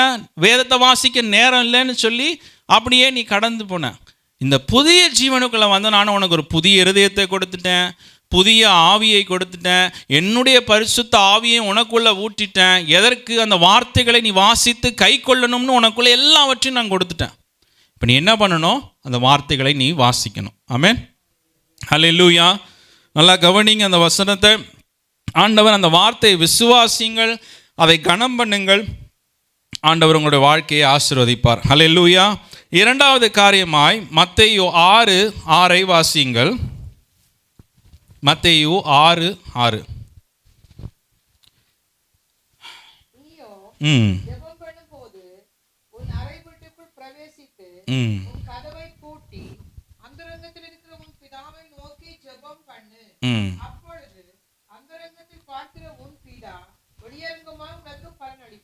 ஹல்லேலூயா. இரண்டாவது மேலான காரியம் நம்ம தேட வேண்டியது என்னது? ஒரு புதிதாக்கப்பட்ட ஜீவனுள்ள வாழ்க்கையில் ஆண்டவரை நாம் அனுதினமும் தேடுகிறவர்களாய் காணப்படணும். ஆமென். நாம் என்ன பண்ணணும்? அந்த வாஞ்சை, உனக்குள்ள ஜெபம் பண்ணணுங்கிற வாஞ்சை இருக்கும் பொழுது நீ என்ன பண்ணு? உன் அறைக்குள் போய் கதவை போட்டுட்டு நீ என்ன பண்ணணுமா? முழங்கால் படியிட்டு நீ தேவனை நோக்கி ஜெபம் பண்ணு. அப்பொழுது அந்தரங்கத்தில் பார்க்கிற உன் பிதா வெளியரங்கமாய் உனக்கு என்ன பண்ணுவாராம்? பலன் அளிப்பார் என்று சொல்லி வேதம் கூறுகிறது. ஹல்லேலூயா, ஹல்லேலூயா. தானியேல் அதைத்தான் செய்தார். தானியேல் எப்பொழுதும் போல 6:10 சொல்லுகிறது, எப்பொழுதும் போல அவர் 3 வேளை ஜெபிக்கிறவராய் காணப்பட்டார். அதே போல அவர் எருசலேமை நோக்கி அவர் ஜெபிக்கிறவராய் இருந்தார். ஹல்லேலூயா. நம்ம காலையில் ஜெபிக்கிறோமோ, மத்தியானம் ஜெபிக்கிறோமோ, இல்லை இரவு ஜெபிக்கிறீங்களோ, ஆனால் ஆண்டவரை தேடுகிற ஒரு முயற்சி நம்மளோட வாழ்க்கையில் காணப்படணும். அவருக்கு தெரியும் நீங்கள் எவ்வளவு ஹார்ட் ஒர்க் பண்ணிட்டு வீட்டுக்கு வரீங்கிறது அவருக்கு தெரியும். அவருக்கு தெரியும் உங்களுடைய முட்டி எவ்வளோ வலிக்கும்னு அவருக்கு தெரியும். அவருக்கு தெரியும் உங்களுக்கு எவ்வளவு தூக்கம் தேவைன்னு அவருக்கு தெரியும். அவருக்கு தெரியும் உங்களுக்கு உங்கள் வேலையை பார்த்தது போக பிள்ளைகள் வேலையும் நீங்கள் பார்க்கணும், அதையும் அவர் அறிந்திருக்கிறார். ஹல்லேலூயா. ஆனாலும் ஆண்டவர் எதிர்பார்க்கிறார் நீங்கள் அவரை தேடுகிறவர்களாய் காணப்பட வேண்டும். ஹல்லேலூயா. தானியேல் அப்படியாய் கர்த்தரை தேடுகிற ஒரு மனிதனாய் காணப்பட்டார். ஆமென். ஸோ அந்த ஜெபிக்கிற ஒரு இதோடு கூட நம்ம சேர்ந்து கொள்ளணும். ஒரு ஃபாஸ்டிங் ப்ரேயர் வருதா? ஓகே, நான் நேரத்தை எடுத்து நான் கடந்து வரேன். சபை கூடி வருதா? நான் நேரத்தை எடுத்து நான் கடந்து வரேன். அது எனக்கு ஒரு ஆசீர்வாதமாய் மாறும். நான் அதுதான் உண்மையாகவே மேலான காரியங்களை தேடுகிற ஒரு அனுபவமாய் காணப்படுகிறது. ஆமென். வீட்டில் இருந்தும் ஜெபிக்கலாம். நீங்கள் வீட்டில் இருந்து ஜெபிக்கிறவங்களா இருந்தீங்கன்னா ஃபைன். பட் என்னால் வீட்டில் உட்கார்ந்து ஜெபிக்க முடியல, இந்த மாதிரி மாதத்துக்கு ஒரு முறை நடக்கிற காரியத்தில் நான் பங்கு கொண்டு அதன் மூலியமாக நான் அனல் பற்றி எரிய ஜெப அக்கினி எனக்குள்ள அனல் பற்றி எரிய விரும்புகிறேன் அப்படின்னா நீங்கள் என்ன பண்ணணும்? அதற்கு கடந்து வருகிறவர்களாய் காணப்பட வேண்டும். ஹல்லேலூயா, ஹல்லேலூயா. சங்கீதம் 37:4 சொல்ல, கர்த்தரிடத்தில் மனமகிழ்ச்சியாயிரு, அவர் உன் இருதயத்தின் வேண்டுதல்களை உனக்கு அருளச் செய்வார் என்று சொல்லி வேதம் கூறுகிறது. இந்த காலை வேளையில் கேளுங்க, ஆண்டவரே எனக்கு ஜெபிக்கணும்னா என்ன இருக்குது, ஆனால் அதை ப்ராக்டிஸ் பண்ணக்கூடிய, அதை செய்யக்கூடிய நேரம், பலன், ஞானம், அறிவு எனக்குள்ள இல்லை. ஜெபிக்கக்கூடிய கிருபை எனக்குள்ள இல்லை. எனக்கு ஒரு விஷயம், இந்த பலத்தை தாங்கன்னு நீங்கள் ஆண்டவர் இடத்துல கேட்கும் பொழுது ஆண்டவர் தான் சொல்லியிருக்கிறாரு, உனக்கு ஒரு புதிய இருதயத்தை கொடுத்துருக்கிறேன், புதிய ஆவியை கொடுத்துருக்கிறேன், என்னுடைய பரிசுத்த ஆவியை உனக்குள்ளே ஊற்றி இருக்கிறேன் அப்படின்னு ஆண்டவர் சொல்லியிருக்கிறார். ஆண்டவரே என்னால் ஜெபிக்க முடியல, எனக்கு உதவி செய்யுங்கன்னு நம்ம கேட்கும் பொழுது கர்த்தர் அந்த ஜெபத்தை கேட்கிறவராயிருக்கிறார். தன்னைத்தான் ஒருவன் தாழ்த்தி ஆண்டவரிடத்தில், ஆண்டவரே எனக்கு ஜெபிக்க தெரியலன்னு ஒரு மனுஷன் கேட்பான்னா அந்த ஜெபத்தை ஆண்டவர் கேட்காமல் இருப்பாரா? நிச்சயம் அந்த ஜெபத்தை அவர் கேட்கிறவராயிருக்கிறார். ஹல்லேலூயா, ஹல்லேலூயா. அதுபோல தான் பிரியமானவர்களே, நம்மளுடைய தேவனுக்கு செய்கிற ஊழியங்களிலும் நாம் மேலானவைகளை ஆண்டவருக்கு தேடுகிற மனிதர்களாய் காணப்பட வேண்டும். தேவனுக்கு மேலான காரியங்களை தேடுகிறதுனா ஆண்டவருக்கு ஊழியம் செய்கிறதும் ஒரு மேலான காரியம்தான். ஆண்டவருடைய ஊழியத்தை செய்கிறதும் ஒரு மேலான காரியமாய் காணப்படுகிறது. இப்போ வேத புஸ்தகத்தில் நம்ம பார்க்கும் பொழுது இந்த திராட்சை தோட்டத்திற்கு ஒரு எஜமானன் என்ன பண்ணுகிறார்? வேலையாட்களை அவர் தேடுகிறார். கரெக்டாக வேலையாட்களை போய் தேடுகிறாரு. அதிகாலையில் போய் அவர் தேடும் பொழுது கொஞ்சம் பேர் எப்படி இருக்கிறாங்க? ஆயத்தமாய் அந்த இடத்துல காத்திருக்கிறார்கள் என்று சொல்லி வேதம் கூறுகிறது. அப்போ என்ன அர்த்தம்? நாம் ஆயத்தமாய் ஒரு வாஞ்சையோடு கூட எனக்கு ஏதாவது வேலை கிடைக்குமா அப்படின்னு சொல்லி அவர்கள் நம்ம ஹோம் டிப்போலாம் போய் பார்த்தோம்னா, நான் காலையில் சண்டே வரும்போது பார்த்தீங்கன்னா, சண்டே வரும்போது அந்த டைமில் பார்த்தா ஹோம் டிப்போவில் அந்த I-678 அந்த ரூட்டில் வரும்போது பார்த்திங்கன்னா எத்தனை ஆட்கள் அங்கே வேலைக்காக காத்துக்கிட்டு இருக்கிறாங்க. இங்கேயும் நம்ம சர்ச் வெளியவும் நின்று கொண்டு இருக்கிறாங்க. அவங்களுக்கெல்லாம் என்ன, ஏதாவது ஒரு வேலை கிடைக்குமா, ஏதாவது ஒரு பிரயோஜனமாக அந்த நாளில் ஏதாவது பண்ண முடியுமா அப்படின்னு சொல்லி ஒரு வாஞ்சையோடு கூட அவர்கள் காத்திருக்கிறார். அவர்களை யாரோ பிக்கப் பண்ணிட்டு போகிறாங்க. அது போல தான் பிரியமானவர்களே, நம்மளுடைய இருதயத்தில் ஆண்டவருக்கு நான் என்ன செய்ய முடியும் என்கிற காரியத்தில் நாம் வாஞ்சை உள்ளவர்களாய் காணப்பட வேண்டும். ஹல்லேலூயா. யோவான் 4:34 வாசிங்க. யோவான் 4:34. இயேசு அவர்களை நோக்கி, ம் நான் என்னை அனுப்பினவருடைய சித்தத்தின்படி செய்து அவருடைய கிரியையை முடிப்பதே என்னுடைய போஜனமாய் இருக்கிறது. ஹல்லேலூயா. பாருங்க, அவருக்குள்ள ஒரு வாஞ்சை, ஆண்டவருடைய வேலையை செய்யணும்னு. அது வாஞ்சை, அது வாஞ்சை. ஆனால் அந்த வாஞ்சையை நிறைவேற்றுவதற்கு அவர் சில காரியங்களை இழக்க வேண்டியதாய் காணப்பட்டது. ஆமென். ஒருத்தருக்கு வாஞ்சை இருக்கும், ஆனால் பார்த்தீங்கன்னா அந்த மற்ற காரியத்தை இழக்கிற ஒரு அனுபவம் அவருடைய வாழ்க்கையில் காணப்படாது. சிலருக்கு அந்த அந்த அனுபவம் இருந்தாலும் இது இருக்காது, இது இருந்தால் அது இருக்காது. அப்படி பார்க்கும் பொழுது ஒரு வாஞ்சை நமக்குள்ளே எழும்பும் பொழுது, ஆண்டவருக்கு ஊழியம் செய்யணும் அப்படின்னு சொல்லி நம்ம இந்த திராட்சை தோட்டத்திற்கு ஆள் எடுக்கிற எஜமானனை போல ஆண்டவர் வந்து பார்க்கும் பொழுது, எத்தனை பேர் வாஞ்சையாய் அவருடைய சமூகத்தில் நம்ம காத்திருக்கிறோம். எத்தனையோ சந்தர்ப்பங்களை ஆண்டவர் கொடுக்கிறாரு, எத்தனையோ வசதிகளை ஆண்டவர் நமக்கு கொடுக்கிறாரு. ஆனால் அவைகளின் மத்தியில் நாம் எவ்வளவு தேவனுக்கு, ஆண்டவருக்கு நம்முடைய தியாகத்தை செய்து நாம் செய்கிறோம் என்பதை நாம் ஆராய்ந்து பார்க்க வேண்டும். ஹல்லேலூயா, ஹல்லேலூயா. பிரியமானவர்களே, நீங்கள் இங்கே வர்றதுனால மேபி காலையில் சாப்பாடை கூட நீங்கள் மிஸ் பண்ணலாம். இல்லை, இங்கே வர்றதுனால சில எக்ஸ்ட்ரா எஃபர்ட்டை நீங்கள் பண்ண வேண்டியதாய் காணப்படலாம். இதெல்லாம் உங்களுடைய வாஞ்சையை வெளிப்படுத்துகிற ஒரு கர்மம். உங்களுக்குள்ள வாஞ்சை இருக்குது, ஆனால் முயற்சி இல்லை. முயற்சி இருக்கும், ஆனால் வாஞ்சை இல்லை. இப்படி நம்ம இருக்கக்கூடாது. முயற்சிகளும் இருக்கணும், வாஞ்சைகளும் நம்முடைய வாழ்க்கையில் காணப்படும். இல்லாட்டி என்ன, ஒரு கட்டாயத்தினால செய்கிறேன், வாஞ்சை இல்லைன்னா என்ன ஆகும்? ஏதோ வேறு வழி இல்லை, என் பேரை போட்டாங்க அதனால் நான் செய்கிறேன், என்னையை கேட்டுட்டாங்க அதனால் நான் செய்கிறேன் அப்படின்னு செய்கிறதில்ல. ஆண்டவருக்கு என்ன செய்ய முடியும் அப்படின்னு நீங்கள் யோசிக்கும் பொழுது, ஆண்டவர் வழிகள் வாசல்களை நமக்கு திறக்கிறவராக இருக்கிறார். ஹல்லேலூயா, ஹல்லேலூயா. இந்த 3 காரியத்தை நான் உங்களுக்கு சொன்னேன். என்னது? மேலானவைகளை தேடுகிறது. நம்முடைய வேதத்திலே, வேத புஸ்தகத்தின் மூலியமாய் ஆண்டவரை மேலான விதத்தில் நம்ம தேடுகிறோம். ஜபத்தின் மூலியமாய் மேலான விதங்களில் தேடுகிறோம். ஆண்டவருக்கு ஊழியம் செய்கிறதுனாலே மேலான விதங்களில் நாம் தேடுகிறவர்களாய் காணப்படுகிறோம். ஹல்லேலூயா.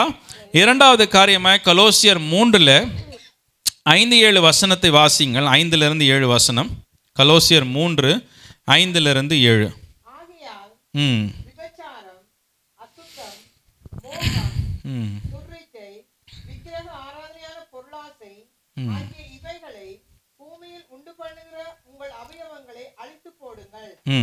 இவைகளின் பொருட்டே கீழ்ப்படியாமையின் பிள்ளைகள் மேல் தேவ கோபாக்கினை வரும். நீங்கள் முற்காலத்தில் அவர்களுக்குள்ளே சஞ்சரித்த போது அவைகளை செய்து கொண்டு வந்தீர்கள்.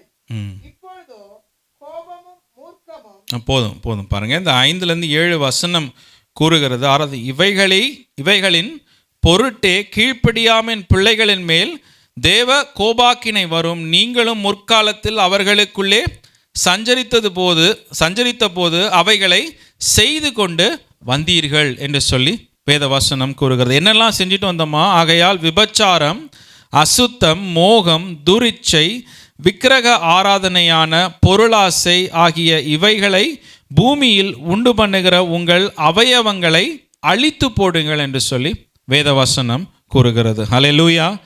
பிரியமானவர்களே, நான் உங்களுடைய ஏற்கனவே முன்னாடியே சொல்லியிருப்பேன். மேபி ஒரு சகோதரரை முன்பாக நான் கவனித்திருக்கிறேன். அவருடைய வாழ்க்கையில் பார்க்கும் பொழுது அவர் ஆலயத்துக்கு வந்தவராய் காணப்பட்டார், ஜபிக்கிறவராய் காணப்பட்டார். நான் ரட்சிக்கப்பட்ட புதிதான நாட்கள் அவர் அபிஷேகத்திலே அவர் உருளுகிறதெல்லாம் நான் பார்த்திருக்கிறேன். அப்படிப்பட்ட ஒரு மனிதனுடைய வாழ்க்கையில் ஒரு குடும்ப பிரச்சனையினால் அவர் போலீஸ்லேயே அவர் சிக்கிக்கொள்ளுகிற ஒரு சூழ்நிலையாக இருந்தது. கடைசியில் என்னென்னு பார்த்தா, அவர் குடித்துட்டு அவருடைய குடும்பத்தில் சில பிரச்சனைகளை உண்டு பண்ணினதுனால அவருடைய இதில் கொஞ்சம் ப்ராப்ளம் ஆகி போய்விட்டது. அப்படி பார்க்கும் பொழுது நான் ஆச்சரியமாக இருக்குது, இந்த மாதிரி ஒரு இச்சையான காரியங்கள் ஒரு மனிதனுடைய வாழ்க்கையை விட்டு முற்றிலும் அகற்றப்படாமல் இருந்தால் அது மறுபடியும் அவனை திரும்ப அடிமைப்படுத்துகிற காரியம். இதுதான் அந்த ஆண்டவர் சுத்தம் செய்து ஆண்டவர் நம்மளுக்கு புதிய ஜீவனை கொடுக்குறாரு. ஆனால் அந்த கனெக்ஷனை விடாமல் இருக்கும் பொழுது, அந்த இச்சைகளை விடாமல் இருக்கும் பொழுது அந்த மனிதனுடைய வாழ்க்கையில் என்ன ஆகுது? அவனை அந்த விரட்டப்பட்ட பிசாசை பார்க்கிலும் 7 இன்னும் அதிகமான அசுத்த பிசாசுகள் வந்து கடைசியில் என்ன ஆச்சு? இந்த தேசத்தில் ஆசீர்வாதமாய் இருந்து அநேக காரியங்களை அனுபவித்த சந்தோஷமாக இருந்தவர்களுடைய வாழ்க்கையை அந்த 7 பிசாசு வந்து என்ன பண்ணுச்சு? இங்கேருந்து விரட்டி அடித்து அவனுடைய குடும்பத்தையே பிரித்து விட்டது. அல்லேலூயா. இதுதான் அந்த வசனத்தில் அவர் சொல்லுகிறாரு, நீங்கள் புதிய சிருஷ்டியாய் மாறிட்டீங்க, இன்னும் பழைய காரியங்களோட நீங்கள் கனெக்ஷன் வைத்திருக்கிறீங்க. இன்னமும் விக்கிரக ஆராதனைக்குள்ளாக நீங்கள் you're still doing idol worship, விக்கிரக ஆராதனை வைத்திருக்கிறீர்கள். இன்னும் கைகளிலே கால்களிலே காரியங்களை நீங்கள் அணிந்து கொண்டு தேவனை ஆராதிக்கிறவர்களாய் காணப்படுகிறீர்கள். அல்லேலூயா. அதிலிருந்து ஆண்டவர் உங்களை விடுதலையாக்கி தான், அந்த அடிமைத்தனத்திலிருந்து விடுதலையாக்கி தான் உங்களை புதிய ஜீவனுக்குள்ளே கிறிஸ்துவுக்குள்ளே கொண்டு வந்திருக்கிறாரு.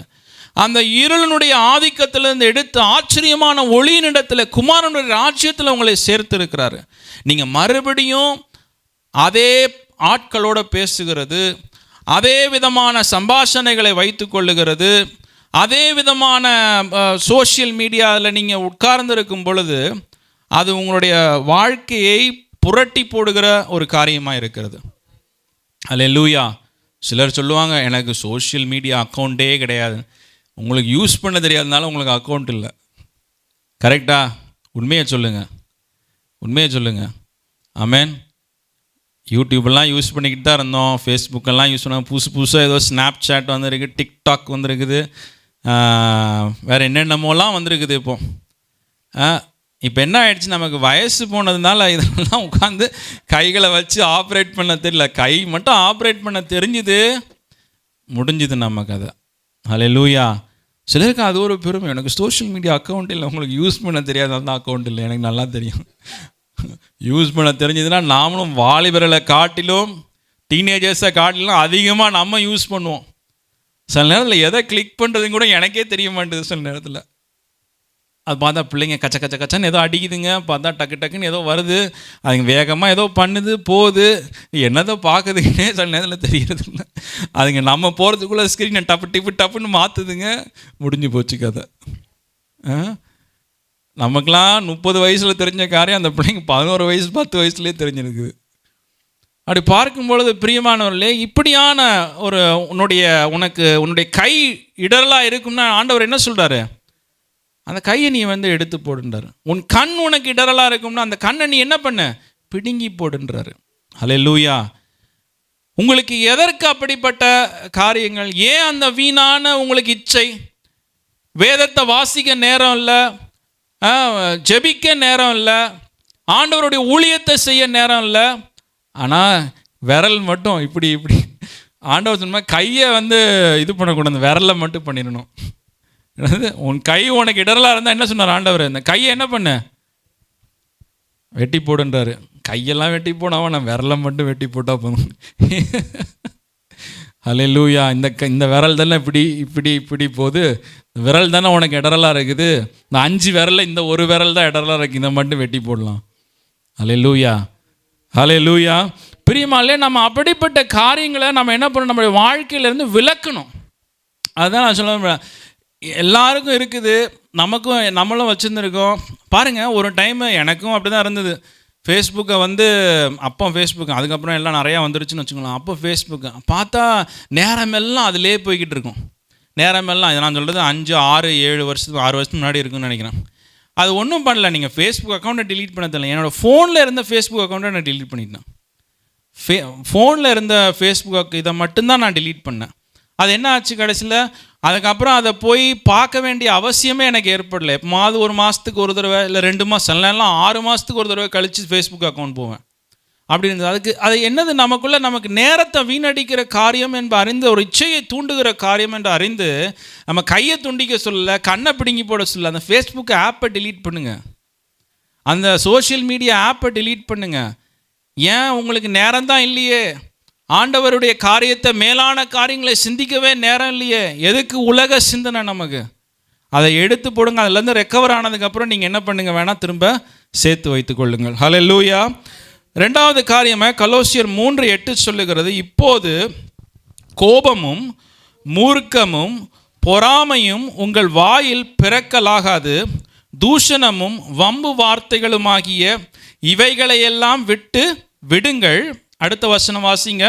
ஒருவருக்கொருவர் பொய் சொல்லாதிருங்கள். பழைய மனுஷனையும் அவன் செய்கைகளையும் களைந்து போட்டு தன்னை சிருஷ்டித்தவருடைய சாயலுக்கு ஒப்பாய் பூரண அறிவுடைய. போதும். ஹல்லேலூயா.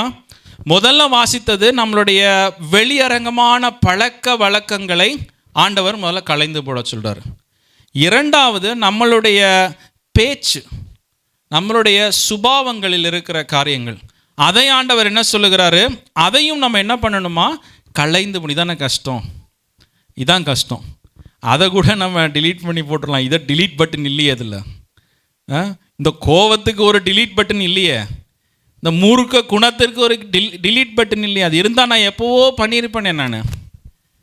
ஆண்டவர் அதை தான் சொல்கிறாரு, இப்பொழுதோ கோபமும் மூர்க்கமும் பொறாமையும் உங்கள் வாயில் பிறக்கலாகாத தூஷணமும் வம்பு வார்த்தைகளுமாகிய இவைகளையெல்லாம் விட்டு விடுங்கள் என்று சொல்லி வேதவசனம் கூறுகிறது. ஹல்லேலூயா, ஹல்லேலூயா.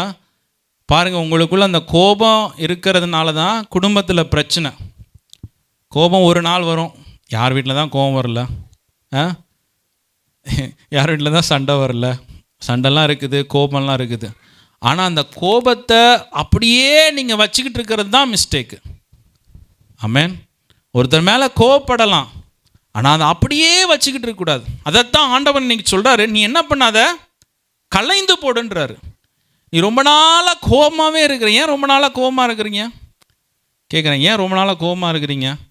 உங்கள் சகோதரன் மேலேயோ, உங்கள் சகோதரியின் மேலேயோ, உங்கள் பிள்ளைகளின் மேலேயோ, உங்கள் கணவனின் மேலேயோ, இல்லை உங்கள் மனைவியின் மேலேயோ ஏன் ரொம்ப நாளாக கோபமாக இருக்கிறீங்க நீங்கள்? ஆண்டவர் உங்கள்கிட்ட தான் சொல்கிறார், நீங்கள் அதை களைந்து போடுன்றார். ஹல்லேலூயா, ஹல்லேலூயா. எத்தனை பேர் களைந்து போடுறதுக்கு ரெடியாக இருக்கிறீங்க? சிலருக்கு பிரதர்ஸ் சிஸ்டர்ஸை பார்த்தாலே ஒரே கோபமாக வருது. அவன் அப்படி பண்ணிட்டான், வா இப்படி பண்ணிட்டா, அப்படி பேசிட்டா என்னைய, இப்படி நினச்சி நம்மளுடைய இருதயத்தில் அந்த கோபத்தை என்ன பண்ணுகிறோம், வளர்த்து கொண்டே இருக்கிறோம். ஆமென். கோபம் அப்படியே விட்டிங்கன்னா என்ன ஆகும்னா, அந்த உறவில் ஒரு ஒரு ஒரு தொய்ந்து போயிடும் அந்த உறவே. அந்த உறவு வெறுமையாகிவிடும். பிரியமானவர்களே, அந்த கோபத்தை தொடர்ந்து வச்சுக்கிட்டே இருந்தீங்கன்னா கோபம் வரும். என்ன இப்படி பண்ணுறாங்க, என்ன இப்படி செய்கிறாங்க அப்படிங்கிற கோபம் வரும். ஆனால் அந்த கோபத்தை நீங்கள் அப்படியே வச்சுக்கிட்டு இருந்தீங்கன்னா அந்த கோபம் நாளடைவில் உங்களுடைய உறவையே முற்றிலுமாய் அதை துண்டித்து விடும். ஹல்லேலூயா. ஸோ அப்படியாய் நம்ம பார்க்குறோம். சிலருடைய வாழ்க்கையை பார்க்கும் பொழுது இங்கே என்ன சொல்கிறார் ஆண்டவர், தூஷணமும் வம்பு வார்த்தைகளுமாகிய இவைகளையெல்லாம் விட்டு விடுங்கள். ஆமென். இதுவும் கொஞ்சம் நம்ம கேர்ஃபுல்லாக இருக்கணும். வார்த்தையின் மிகுதியினால் என்ன வரும், பாவம் உண்டாகும்னு சொல்கிறார். சில நேரத்தில் ரொம்ப பேசினாலும் பிரச்சனை. நம்ம ஜோக் அடிக்கிறோம் நம்ம நினைப்போம், அதை கேட்குறவங்க, அதை பாதி கேட்டவங்க, அவங்களுக்கெல்லாம் என்ன ஆகும், கோவம் வந்துடும், சண்டை வந்துடும். வார்த்தையின் மிகுதி, சில நேரத்தில் நம்ம சந்தோஷமாக இருக்கிறதுனால எக்ஸஸாக பேசிடுறோம், அது ஏதோ ஒரு பிரச்சனைக்குள்ளே போய் அது நம்மளை போய் விட்டுருது. ஸோ பிரியமால இன்றைக்கி அந்த வார்த்தையில் அந்த ஜோக் அடிக்கும் போது கூட நம்ம என்னதை கேர்ஃபுல்லாக இருக்கணும். ஆமென் சொல்லுங்களேன். ஹல்லேலூயா. ஜோக் அடிக்கும் போது கூட எனக்குமே சில நேரத்தில் நான் அப்படியே கேரி ஆகி அப்படியே சந்தோஷத்தில் சில நேரத்தில் அப்படியே கொஞ்சம் டேக் ஓவர் ஆகிடுவேன். நான் ரொம்ப சந்தோஷமாகிட்டு கொஞ்சம் டேக் ஓவர் ஆகிடுவேன். அப்புறம் சில நேரத்தில் சந்தோஷத்தை அடக்கி இருக்க வேண்டியதாக இருக்குது. ஏன்னா சந்தோஷத்தில் நாம் ஏதோ சொல்லுவோம், அதை ரிசீவ் பண்ணுறவங்க வேறு ஏதோ ரிசீவ் பண்ணிக்கிறாங்க. ஸோ தேவையில்லாத தூஷணமான வார்த்தைகள், மற்றவரை பற்றி இன்னொருத்தர்கிட்ட பேசுகிறது, அவர் இப்படி பண்ணிட்டாரு, அதை ஒரு 2 பேருக்கு கால் பண்ணி சொல்கிறது, அவங்க 2 பேர் வந்து அப்படி பண்ண, அவரும் எரியறதில் இன்னும் கொஞ்சம் கோரி ஊற்றுற மாதிரி, அவர் எப்போவுமே அப்படி தான், அறிவே கிடையாது அவருக்கு அப்படின்னு. அவர் என்னைக்காவது அதை செஞ்சுருப்பார். இவங்க போய் சொல்ல அவங்க 2 பேர் என்ன பண்ணுவாங்க, அவருக்கு அறிவு இல்லைங்க அந்த பாஸ்டருக்கு, எப்பவுமே 1000 தடவை சொன்னாலும் அந்த பாஸ்டர் இப்படி தான் பண்ணுறாரு, அவருக்கு அவர் சுத்தமாக அறிவில்லை, மெச்சூரிட்டியே இல்லை அவருக்கு அப்படின்வாங்க. ஒன்று ஆமாம் கரெக்டாக, எல்லோரும் சர்ச்சில் எல்லோரும் ஒரே மாதிரி தான் யோசிக்கிறாங்க போல இருக்குது அப்படின்னு சொல்லி உடனே அதில் ஒரு சந்தோஷம் நமக்கு. இந்த மாதிரி காரியங்களை நம்ம வாழ்க்கையில் என்ன பண்ணணுமா, விட்டு விலகுதல் அவசியமாய் காணப்படுகிறது. யாக்கோபு 3:7-8 வசனங்கள் கூறுகிறது, சகலவிதமான மிருகங்கள், பறவைகள், ஊரும் பிராணிகள், நீர்வாழும் ஜந்துக்கள் ஆகிய இவைகளின் சுபாவம் மனுஷ சுபாவத்தால் அடக்கப்பட்டதும் உண்டு. நாவை அடக்க ஒரு மனுஷனாலும் கூடாது. அது அடங்காத பொல்லாங்குள்ளதும் சாவுக்கேதுவான விஷம் நிறைந்ததுமாயிருக்கிறது என்று சொல்லி வேதம் கூறுகிறது. மனுஷன் டைனோசரை கூட அடக்கிடலாமா? மனுஷன் டைனோசரை கூட அடக்கிடலாம். பெரிய மிருகம் எலஃபெண்ட்டை கூட பாருங்கள், மனுஷன் அடக்கி அது மேலே உட்காந்து அது இங்கே போ அங்கே போனால் அது போகுது. ஆனால் மனுஷனுடைய நாவை மட்டும் ஒரு நாள் என்ன பண்ண முடியாது, சிலதுல அது ஏதாவது ஒன்று பேசும், தலபலப்பலன்னு ஏதாவது ஒன்று பேசும். கடைசியில் அதுங்க ஒரு பிரச்சனையாய் காணப்படுகிறது. ஹல்லேலூயா, ஹல்லேலூயா. கடைசியாய் ஒரே ஒரு காரியத்தை நான் சொல்லி முடிக்கிறேன். கொலோசியர் 3வது அதிகாரம் 10வது வசனத்தை வாசியுங்கள். தன்னை சிருஷ்டித்தவருடைய சாயலுக்கொப்பாய் பூரண அறிவடையும்படி புதிதாக்கப்பட்ட புதிய மனுஷனை தரித்து கொண்டிருக்கிறீர்களே என்று சொல்லி வேதம் கூறுகிறது. ஹல்லேலூயா. புதிய மனுஷனை நம்ம என்ன பண்ணணுமா? தரித்திருக்கிறவர்களாய் காண முடியும். பழைய காரியங்களை ஒதுக்கணும்னு நம்ம வாசித்தோம். பழைய காரியங்களை ஒதுக்கினா மாத்திரம் பத்தாது, புதிய காரியங்களை என்ன பண்ணணும்? தரித்து கொள்ளுகிறவர்களாய் காணப்பட வேண்டும். அதில் 12வது வசனம் கூறுகிறது, ஆகையால் நீங்கள் தேவனால் தெரிந்து கொள்ளப்பட்ட பரிசுத்தமும் பிரியருமாய் உருக்கமான இரக்கத்தையும் தயவையும் மனத்தாழ்மையும் சாந்தத்தையும் நீடிய பொறுமையையும் தரித்து கொண்டு நம்ம இருக்க வேண்டும் என்று சொல்லி வேதம் கூறுகிறது. ஹல்லேலூயா, ஹல்லேலூயா. பிரியமானவர்களே, ஏன் இந்த காரியத்தை ஆண்டவர் சொல்ல நம்ம தரித்து கொள்ளணும்னு பாருங்கள். நம்ம 1 கொரிந்தியரில் வாசிக்கும் போது ஆண்டவர் சொல்ல, நீ தேவதூதர்கள் பேசுகிற பாஷையை கூட நீ பேசலாம், அந்நிய பாஷைகளை பேசலாம், தீர்க்க தரிசனங்களை உரைக்கலாம், உனக்குள்ள அந்த கிஃப்டெல்லாம் இருக்கலாம். ஆனால் உனக்குள்ள என்ன இல்லைன்னா, அன்பு இல்லைன்னா அது எல்லாம் வீணான காரியம் என்று சொல்லி வேதம் கூறுகிறது. ஹல்லேலூயா. அப்போ எந்த ஒரு கிரியையை நம்ம வாழ்க்கையில் செய்கிறதா இருந்தாலும் அது அந்த தேவனுடைய ஆவியின் கனிகளினாலே நிறைந்து செய்யப்படுகிற ஒரு காரியமாய் காணப்பட வேண்டும். ஹல்லேலூயா. பார்க்க நமக்குள்ள நிறைய கிஃப்ட்ஸ் இருக்குது, நிறைய காரியங்கள் ஆப்ரேஷன். நல்லா நீங்கள் ஜெபிக்கிறீங்க, நல்லா வேதத்தை வாசித்து நீங்கள் சொல்கிறீங்க, உங்களுக்குள்ள தீர்க்க தரிசன வரங்கள் கிரியை செய்யலாம், உங்களுக்குள்ள ஊழிய வரங்கள் கிரியை செய்யலாம். ஆனால் ஆண்டவர் சொல்ல, உனக்குள்ள அன்பு இல்லாமல் போச்சுன்னா அவைகள் எல்லாம் வீணாய் போகிறது. அதில் ரிசீவ் பண்ணுறவங்க இடத்துல அதை ரிசீவ் பண்ணாமல் அதை அவர்கள் போய்விடுகிற ஒரு காரியமாய் காணப்படுகிறது. ஹல்லேலூயா. ஸோ இந்த விதமான ஆவியின் கனிகள் நமக்குள்ளே காணப்பட வேண்டும். அதே அதிகாரத்தை கொலோசியர் 3:13 சொல்லுகிறது, ஒருவரை ஒருவர் தாங்கி ஒருவர் பேரில் ஒருவருக்கு குறைபாடு உண்டானால் கிறிஸ்து உங்களுக்கு, வாசிங்க எல்லாரும் சேர்ந்து வாசிப்போம், கடைசி வசனம். ஒருவரை ஒருவர் தாங்கி ஒருவர் பேரில் ஒருவருக்கு குறைபாடு உண்டானால் கிறிஸ்து உங்களுக்கு மன்னித்தது போல ஒருவரை ஒருவர் மன்னியுங்கள். ஆமென், அல்லேலூயா. நீங்கள் இன்னொருத்தரை கோபமோடு கூட வச்சுருந்தீங்கன்னு வச்சுக்கோங்க, அவர்களை நீங்கள் மன்னிக்காமல் அப்படியே வச்சுருந்தீங்கன்னா நீங்கள் வேதத்தை வாசித்தும் பிரயோஜனம் இல்லை. ஏன் வேதத்தை வாசிக்கிறீங்க? நீங்கள் வேதத்தை ஏன் வாசிக்கிறீங்க? அப்போ வாசிக்காதீங்க. நீங்கள் ஏன் ஜெபிக்கிறீங்க? ஜெபிக்காதீங்க. நீங்கள் ஏன் பரிசுத்த ஆவியின் அபிஷேகத்தை பெற்றிருக்கிறீங்க? எல்லாம் வீணாய் போய்விடுது. ஏன்? நீங்கள் ஒருத்தரை மன்னிக்காததுனால. அது உங்களுடைய வாழ்க்கையில் யாராக இருந்தாலும் பரவாயில்ல பிரியமானவர்களே, நம்மளுடைய லைஃப்பில் ஒருத்தரை மன்னிக்கிறவர்களாய் காணப்பட வேண்டும். ஹல்லேலூயா. நீங்கள் வேதத்தை புரட்டி வாசித்து என்ன பிரயோஜனம்? வேதத்தை வாசித்து என்ன பிரயோஜனம்? வேதத்தை தியானித்து என்ன பிரயோஜனம்? நீங்கள் கர்த்தருக்கு காணிக்கை கொடுத்து என்ன பிரயோஜனம்? நீங்கள் ஜெபித்து என்ன பிரயோஜனம்? ஆண்டவர் உங்களுடைய ஜெபங்களையும் கேட்க மாட்டார்னு வேதம் கூறுகிறது. ஆண்டவர் உங்களுடைய காணிக்கையும் ஏற்றுக்கொள்ள மாட்டார்னு வேதம் கூறுகிறது. நீங்கள் வாசித்தும் வீணாக போகுது, கடைசியில் வாசிக்கிறதே வீணாக போகுது கடைசியில். அப்போ நம்ம என்ன பண்ணணும்? உடனே நம்ம மன்னிக்கிறவர்களாய் காணப்பட வேண்டும். நம்ம மன்னிக்கும் பொழுது தான் ஆண்டவர் நம்முடைய ஜெபங்களை கேட்பார், நம்முடைய காணிக்கைகளை ஏற்றுக்கொள்வார். நம்ம ஆண்டவருக்கு செய்கிற ஊழியங்களும் அப்போ தான் ஆண்டவருக்கு பிரியமாய் காணப்பட வேண்டும். ஹல்லேலூயா, ஹல்லேலூயா. சரி, இதோடு கூட நான் நிறுத்துகிறேன். ஒரு விஷயம் கூட கண்களை மூடி நம்ம ஜெபிப்போம். ஆண்டவர் நம்மளுடைய வாழ்க்கையில் ஒரு அற்புதத்தை செய்வாராக. ஹல்லேலூயா, ஹல்லேலூயா. எல்லாரும் கண்களை மூடி ஒரு நிமிஷம் நம்ம எழுந்து நிற்போம். Hallelujah. Thank you Jesus, thank you Father. உம்மை நன்றியோடு ஸ்தோத்தரிக்கிறோம் அப்பா. எல்லாரும் கண்களை மூடி ஆண்டவரை நோக்கி பார்ப்போம் பிரியமானவர்களே. ஹல்லேலூயா. எத்தனை பேர் இந்த புதிய ஜீவனை நீங்கள் பெற்றிருக்கிறீங்க? ஒரு ஆமேன் சொல்லுங்கள். Hallelujah, hallelujah. Thank you Jesus. எல்லாரும் கண்களை மூடுவோமா பிரியமானவர்களே? ஆண்டவரிடத்தில் பேசுவோம். Hallelujah. Thank you Jesus, thank you Lord. உம்மை நன்றியோடு நாங்கள் ஸ்தோத்தரிக்கிறோம், உம்மை துதிக்கிறோம். எல்லாரும் ஆண்டவரை ஸ்தோத்தரிப்போமா? Thank you Lord. உம்மை நன்றியோடு ஸ்தோத்தரிக்கிறோம், உம்மை துதிக்கிறோம் ஆண்டவரே. ஹல்லேலூயா. இந்த புதிய வருஷத்தில் இந்த புதிய ஜீவனை பெற்றுக்கொண்டு நீங்கள் கடந்து போகணும். ஒரு ஆமேன்னு சொல்லுங்கள். ஹல்லேலூயா. கிறிஸ்துவுக்குள்ளே வந்து கடந்து போகணும். அவருடைய வார்த்தைகளை கேட்டால் மாத்திரம் போதாது, அவருடைய வார்த்தைகளுக்கு கீழ்ப்படியணும். ஹல்லேலூயா. அவரை நீங்கள் விசுவாசிக்கணும், அவரை மாத்திரம் நீங்கள் விசுவாசிக்கணும். ஹல்லேலூயா. அப்பொழுது நீங்கள் ஒரு புதிய சிருஷ்டியாய் மாற்றப்படுகிறீர்கள். ஹல்லேலூயா. ஒருவன் கிறிஸ்துவுக்குள் இருந்தால் அவன் புதிய சிருஷ்டியாய் இருக்கிறான் என்று சொல்லி வேதம் கூறுகிறது. ஹல்லேலூயா.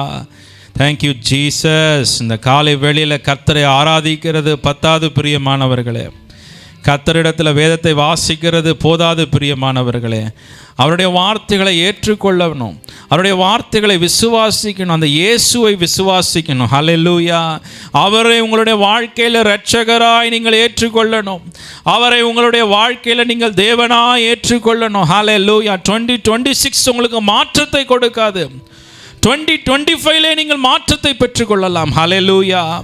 2026 உங்களுக்கு அற்புதம் செய்யாது, 2025 இன்னைக்கு ஆண்டவர் அற்புதம் செய்கிறவராய் இருக்கிறார். ஹல்லேலூயா. ஆண்டவர் இன்றைக்கு உன்னுடைய இரட்சணிய நாள் என்று சொல்லுகிறார். Hallelujah. Today is your day of salvation. Hallelujah, hallelujah. 2026 நோக்கி நீங்கள் பார்க்குறீங்க, ஆனால் ஆண்டவர் சொல்ற இன்னைக்கு நான் உன்னோடு கூட பேசி கொண்டிருக்கிறேன். ஹல்லேலூயா, ஹல்லேலூயா. 2026 ஒரு பெரிய ஒரு காரியத்தை கொண்டு வந்துடணும்னு நீ நினைக்காத. இன்னைக்கு என்னுடைய வார்த்தைகளை கேட்டு நீ கீழ்ப்படிந்தால் ஹல்லேலூயா, நீ ஜீவனுக்கு ஏதுவான காரியத்தை பெற்றுக்கொள்ளுவாய். ஹல்லேலூயா. ஒருவன் கிறிஸ்துவுக்குள்ளே வந்துட்டாலே போதும் பிரியமான எல்லா ஆசீர்வாதங்களும் ஆண்டவர், எல்லா வாக்குத்தத்தங்களும் அவருக்குள் ஆம் என்றும் ஆமேன் என்றுமாயிருக்கிறது என்று சொல்லி வேதம் கூறு. ஒருவன் கிறிஸ்துவுக்குள்ளே வந்தால் தான் அந்த வாக்குத்தத்தம் எல்லாம் வாழ்க்கையில் நிறைவேறுகிறது. Hallelujah. Thank you Jesus, thank you Father. ஆண்டவரிடத்தில் பேசுங்க. அந்த வருஷத்துக்குள்ளே கடந்து போவதற்கு முன்பு அந்த ஆராதனை நேரத்தை எடுத்துக்கொண்டு, இந்த ஜெப நேரத்தை எடுத்துக்கொண்டு ஆண்டவரிடத்தில் பேசுங்க. ஆண்டவரே ஹல்லேலூயா, மேலான காரியத்தை தேட எனக்கு உதவி செய்யுங்கன்னு சொல்லுங்கள். எல்லாரும் சொல்லுங்கள், மேலான காரியத்தை தேடணும் ஆண்டவரே, மேலான காரியத்தை தேட. எல்லாரும் சத்தத்தை உயர்த்தி சொல்லுங்க. ஹல்லேலூயா. மேலான காரியங்களை தேடுங்கள் என்று சொன்ன ஒரு அப்பா. ஹல்லேலூயா, ஹல்லேலூயா, ஹல்லேலூயா. நீங்கள் கிறிஸ்துவுடனே கூட உயிர் தெழுந்தது உண்டானால் என்று சொல்லுகிறது. ஹல்லேலூயா. அவருடைய சாயலில் இணைக்கப்பட்டவர்களா இருக்கிறீர்கள் என்றால் ஹல்லேலூயா, மேலானவைகளை தேடுங்கள் பிரியமானவர்களே. இந்த புதிய வருஷத்திற்குள்ளே கடந்து போவதற்கு முன்பதாக தீர்மானத்தை எடுங்க. ஹல்லேலூயா, ஹல்லேலூயா. ஆண்டவரே, நான் என் வேதத்தை மறவாதபடிக்கு என் நிமித்தமாக என் பிள்ளைகளை ஆண்டவர் மறந்து போகாதிருப்பாராக. Hallelujah. Thank you Jesus. We worship you Lord. ஆண்டவரே ஹல்லேலூயா. தீர்மானத்தை எடுங்க. ஹல்லேலூயா. கொஞ்ச நேரத்தை ஆண்டவருக்கு கொடுத்து தீர்மானத்தை எடுங்க. ஹல்லேலூயா. ஒரே ஒரு தீர்மானத்தை எடுங்க பிரியமானவர்களே. ஆண்டவரிடத்தை சொல்லுங்க, ஆண்டவரே நான் வேதத்தை வாசிக்க போகிறேன். ஹல்லேலூயா. ஹல்லேலூயா. பிலிப்பியர் 2:13 சொல்லுகிற வண்ணமாய் ஹல்லேலூயா, அவரே உங்களுக்கு அந்த வாஞ்சையும் கொடுக்கிறாரு, அவரே அதை செய்யத்தக்க பலனையும் உங்களுக்கு கொடுக்கிறவராக இருக்கிறார். ஹல்லேலூயா. Thank you Jesus. அப்பா நன்றியோடு ஸ்தோத்தரிக்கிறோம்.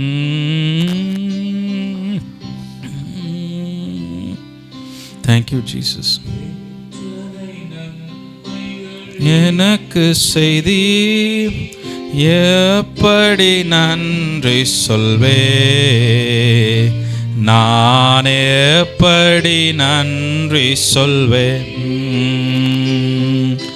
எத்தனை நன்மைகள் எனக்கு செய்தீர், எப்படி நன்றி சொல்வேன், நான் எப்படி நன்றி சொல்வேன். நன்றி ராஜா, நன்றி ராஜா, நன்றி ராஜா, இந்து ராஜா, நன்றி ராஜா, நன்றி ராஜா, நன்றி ராஜா, இயேசு ராஜா. தாளவீனன் என்று தள்ளிவிடாமல் பலத்தால் இடை கட்டினீ, பலவீனன் என்று தள்ளிவிடாமல் பலத்தால் இடை கட்டினீ, பலத்தால் இடை கட்டினீ. எத்தனை நன்மைகள் எப்படி சொல்வேன், நான் எப்படி நன்றி சொல்வேன். ராஜா, நன்றி ராஜா, நன்றி ராஜா, நன்றி ராஜா, நன்றி ராஜா, நன்றி ராஜா, நன்றி ராஜா, இயேசு ராஜா. ஹல்லேலூயா. Thank you Jesus.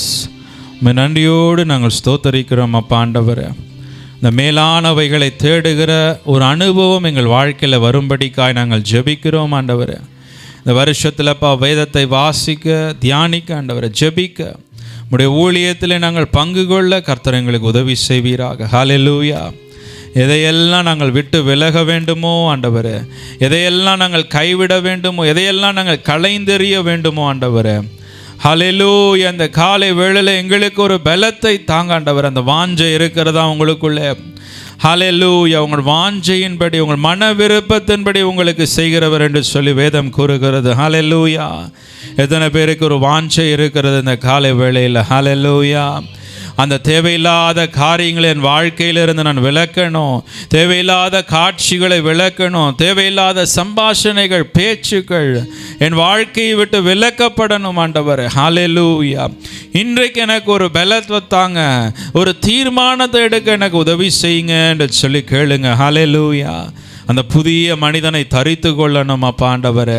எனக்கு உதவி செய்யுங்க அப்பா ஆண்டவரே. எனக்குள்ளே ஆவியின் கனிகள் எனக்குள்ளே ஆண்டவரை உருவாக ஜெபிக்கிறேன் அப்பா. எனக்குள்ளே அன்பு பெருக நான் ஜெபிக்கிறேன் அப்பா ஆண்டவரே. எனக்குள்ளே அப்பா முயற்சிகள் பெருக நான் ஜெபிக்கிறேன் அப்பா. ஹல்லேலூயா. Thank you Jesus ஆண்டவரே. இந்த இடத்திலிருந்து வெறுமையாய் போவதில்லை அப்பா ஆண்டவரே. ஹல்லேலூயா. Hallelujah. Thank you. We worship you Lord அப்பா. We praise you Lord ஆண்டவரே. உம்முடைய கரத்தில் ஒப்பு கொடுக்கிறோம் ஆண்டவரே. ஆசீர்வதியும் பலப்படுத்தும். இயேசு மூலம் ஜெபிக்கிறோம் நல்ல பிதாவே. ஆமென், ஆமென். நம்ம எல்லாம் உட்காருவோம்.